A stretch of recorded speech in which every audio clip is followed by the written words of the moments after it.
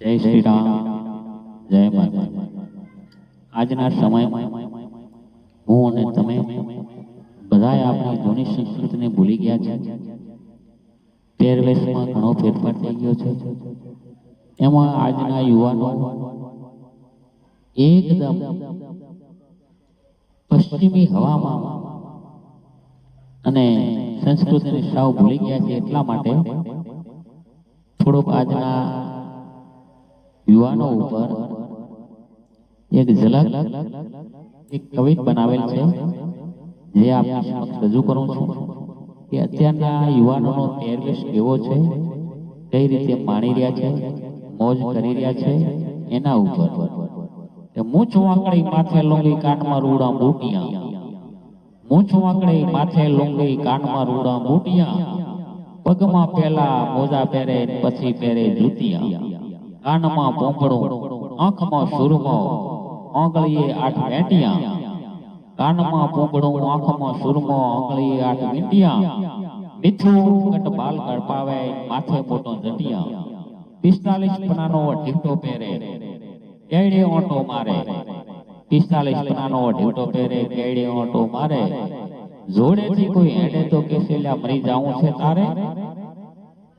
જોડેથી કોઈ હેડે તો કેસેલા મરી જાવું છે તારે,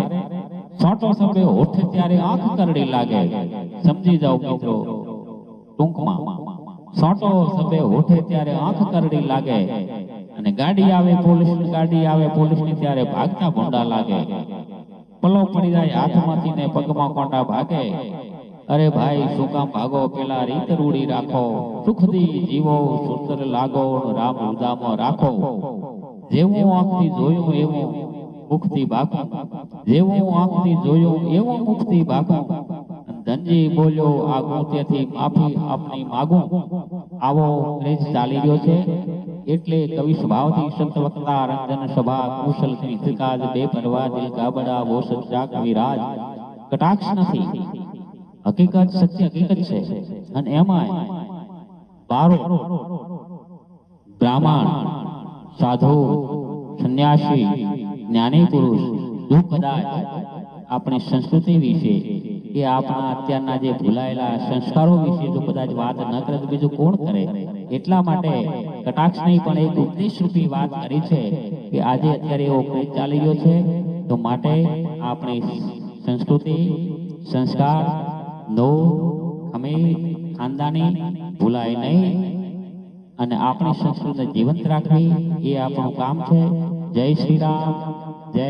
માતાજી।